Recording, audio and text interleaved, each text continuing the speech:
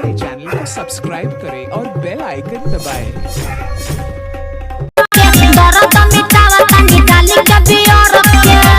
Hello भाई लोग, कैसे बड़ा आप लोग उम्मीद करते नहीं बढ़िया होगा ना होता हो जी। आज का वीडियो एकदम खतरनाक तुर्रम खा रही भैया। आजकल गाना चलो भैया, दिल टूट गइल बा ढोड़ी के, दिल टूट गइल बा ढोड़ी के, दिल टूट गइल बा ढोड़ी के, दिल टूट गइल बा ढोड़ी के।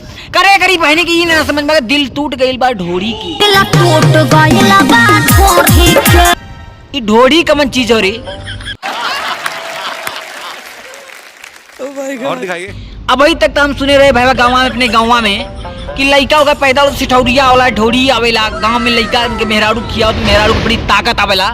कहा रे ऊपरा कौन बजाओ तारन ने भैया, इन्ने गाड़ी मोटर ले पुलवा पर ले छोड़ा हटावा। ये लोग कैसे जाए आवत तनी यही लवंडियन का मुजरा देखा। कहा भैया जौन जो रेले ही ना कि बनारस का नाम एकदम रोशन और यूट्यूब का स्टार दीपक बनारसी वीडियो यू मिलियन पे गई।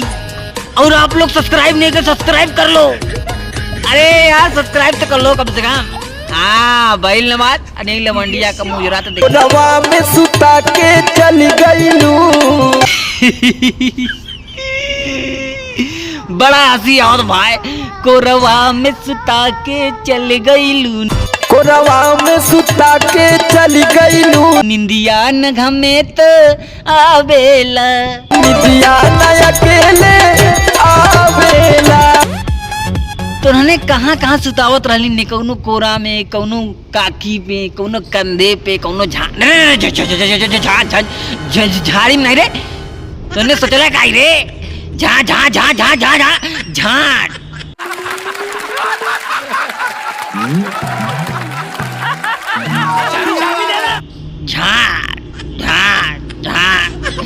तो भैया लोग ई लोग का कोरा में सुतावत हन, कौनो रजाई में, कौनो खटिया पे, तो कौनो दिलवा मांगत हन, कौनो करिका मांगत हन, कौनो हई मांगत हन, कनी हऊ मांगत हन।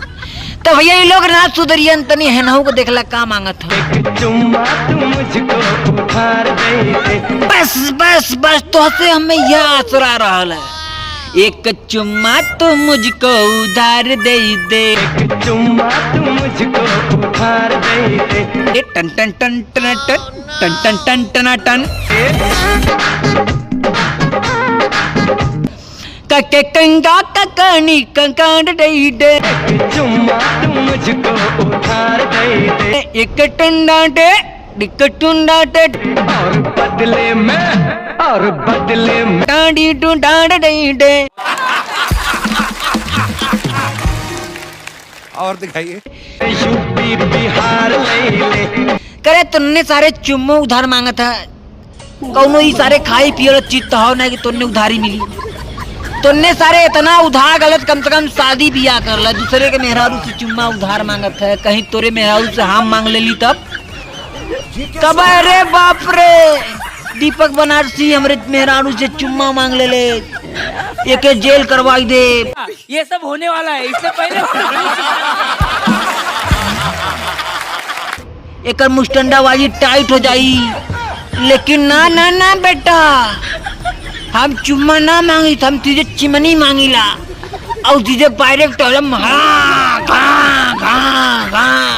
अटैक करब। मुस्टंडाबाजी टाइट और 9 महीना बाद चेंगड़ुआ पापा पापा कुल हवाबाजी टाइट हो जाई। इसके सामने सी चाबी खुल गई भाई। नहीं मतलब मैं अतनी है नोक देखला यार। देवरू हो करे तो नहीं करा का चाहता रे। तेरी बहनी का जहाज गई ले, जहाज गई देख रहे कहीं जहाज के जाता हो। अरे तेरी बहन देवर हो दावा न मोर करी हैया, देवरू हो दावन मोर करिया, देवर हो दावा न मोर करी, देवरू हो दावन मोर करिया। कहीं जहाज करी बहन चो। तो भैया जहाज रही ला भैया, हम बनाओ तेरे वीडियो लेकिन जहाज आ गई। कोई बात नहीं, हम तो चूतिए हैं, दोबारा ट्राई करेंगे। और क्या बहच।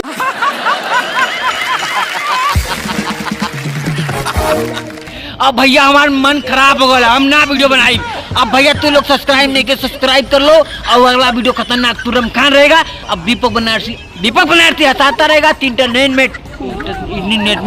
इंटरटेनमेंट कराता रहेगा। अगर सब्सक्राइब नहीं कर, सब्सक्राइब कर लो। अगला वीडियो खतरनाक तुरम खान, तब तक लिए हर हर महादेव।